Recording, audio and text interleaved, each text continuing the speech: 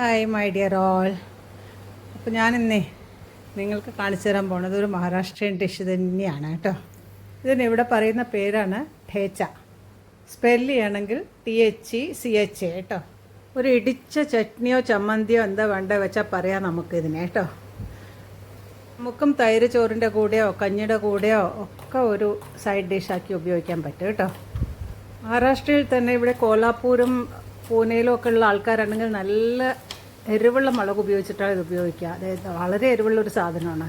പക്ഷെ ഞാനിവിടെ എടുത്തിരിക്കുന്നത് പച്ചമുളക് എരിവില്ലാത്തതും ചേർത്തിട്ടാണ് കേട്ടോ. ഞാനിവിടെ ഒരു ചെറിയ ക്വാണ്ടിറ്റിയിലേ ഉണ്ടാക്കണുള്ളൂ. അപ്പോൾ അതിനായിട്ട് ഒരു 10 മുളകും ഒരു 20 ഇല്ലി വെളുത്തുള്ളി എടുത്തിട്ടുണ്ട്. പിന്നെ ഒരു 3 ടേബിൾ സ്പൂൺ നിലക്കടല എടുത്തിട്ടുണ്ട്. പിന്നെ വേണ്ടത് ഒരു സ്പൂൺ ജീരകവും കൂടെയാണ്. ഇത്രേ വേണ്ടു ഇൻഗ്രീഡിയൻസ് ആയിട്ട് ഇതിന്. പിന്നെ ഇത് ചൂടാക്കാനുള്ള എണ്ണയും വേണം, പാകത്തിന് ഉപ്പും. പച്ചമുളകൊക്കെ ഞാൻ ഒരേ വലിപ്പത്തിൽ വട്ടത്തിൽ അരിഞ്ഞെടുത്തിട്ടുണ്ട്. കാരണം അത് ഇടിക്കുമ്പോൾ ഒരുപോലെ ഇരിക്കണമല്ലോ, അതിന് വേണ്ടിയിട്ടാണ് ഞാൻ അങ്ങനെ ചെയ്തിട്ടുള്ളത് കേട്ടോ. ഫസ്റ്റ് ടൈം ഇത് കഴിച്ചത് എനിക്ക് നല്ല ഓർമ്മയുണ്ട്. ഞാൻ ചട്നി അല്ലേന്നും വിചാരിച്ച് നല്ലൊരു ക്വാണ്ടിറ്റി എടുത്ത് വായിലിട്ടു. ദൈവമേ, എരിഞ്ഞിട്ട് പിന്നെ ഞാൻ എന്തൊക്കെയാ വായിലിട്ട, മധുരം പഞ്ചസാര എല്ലാം ഇട്ട് വെള്ളം കുടിച്ച്. പിന്നെ ഞാൻ ഉണ്ടാക്കുമ്പോഴാണെങ്കിൽ എനിക്ക് പാകത്തിനുള്ള എരിവ് ചേർത്തിട്ട് മാത്രമേ ഉണ്ടാക്കുള്ളൂ കേട്ടോ. ഒരുപാട് എരിവൊന്നും ഇടില്ല ഇവിടുത്തെ ആൾക്കാരെ പോലെ. പാൻ ചൂടായപ്പോൾ ഒരു 2 സ്പൂണ് എണ്ണ ഒഴിച്ചിട്ടുണ്ട്. ഞാൻ ഉപയോഗിച്ചിരിക്കുന്ന കടുകെണ്ണയാണ് കേട്ടോ.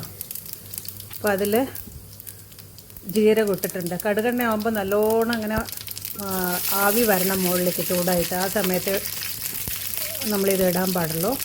മറ്റുള്ള ഏതെങ്കിലും എണ്ണയാണെങ്കിൽ അതിൻ്റെ ആവശ്യമില്ല, ചൂടായാൽ നമുക്ക് ഉപയോഗിക്കാമല്ലോ. വെളിച്ചെണ്ണ ഉപയോഗിക്കാതിരിക്കുന്നതായിരിക്കും നല്ലത്. കാരണം ഇതിന് വെളിച്ചെണ്ണ അത്ര ചേരുന്നില്ല ഞാൻ നോക്കിയപ്പോൾ കേട്ടോ. കുഴപ്പമൊന്നുമില്ല, പക്ഷേ മറ്റുള്ള എണ്ണ പോലെ അത്ര അങ്ങോട്ട് ചേരുന്നില്ല വെളിച്ചെണ്ണയാകുമ്പോൾ. ജീരകം പൊട്ടിയ ഉടനെ തന്നെ വെളുത്തുള്ളി പച്ചമുളകും കൂടിയിട്ട് ഇട്ടിട്ട് അത് നന്നായിട്ടൊന്ന് വഴറ്റി. അതുവരെ വഴറ്റണം. വെളുത്തുള്ളി ഉണ്ടല്ലോ, അത് നല്ല ബ്രൗണായിട്ട് വരണം കേട്ടോ. എന്നാലും മൊരിഞ്ഞ് വരരുതേ, അത് നന്നായി വെന്ത് വരണം, ബ്രൗൺ കളറാവണം. അതുവരയ്ക്ക് ഇട്ടിട്ട് നന്നായി വഴറ്റിയതിന് ശേഷം പിന്നെ നമുക്ക് നിലക്കടല ചേർക്കാറില്ലേ. ഈ നിലക്കടല ഞാൻ ചേർത്തിരിക്കുന്നത് ഇവിടെ വറുത്ത് വെച്ച നിലക്കടല ഉണ്ടായിരുന്നു, അത് എടുത്തിട്ടാണ് കേട്ടോ. വറുത്ത് വെച്ച നിലക്കടല എടുത്ത് ഉണ്ടാക്കണമെന്ന് ഒരു നിർബന്ധമില്ല. ഇതിന് പച്ച നിലക്കടല ധാരാളം മതി. പിന്നെ അതിൻ്റെ തോലൊന്നും കളയണമെന്നൊന്നുമില്ല നിലക്കടലയ്ക്ക്. അങ്ങനെ തന്നെ വറുത്തെടുക്കാം നമുക്ക് എണ്ണയിലിട്ടിട്ട്. വറുത്ത നിലക്കടലയായതുകൊണ്ട് അത് പെട്ടെന്ന് ആയി കിട്ടി.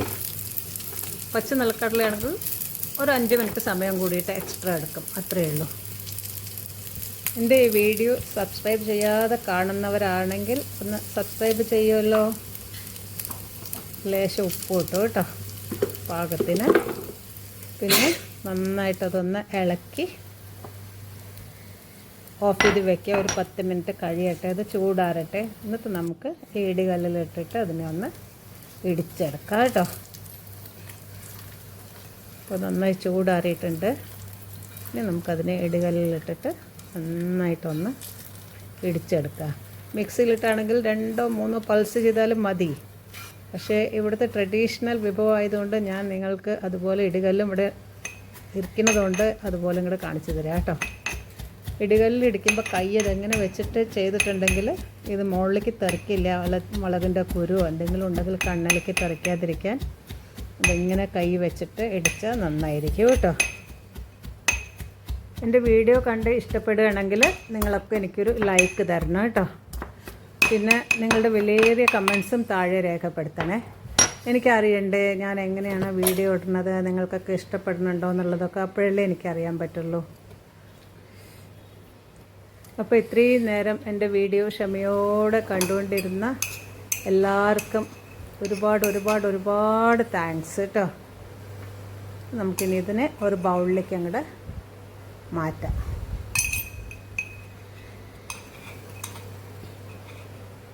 അപ്പോൾ ഇനി അടുത്ത വീഡിയോയിൽ നമുക്ക് കാണുന്നവരേക്ക് ബായ്.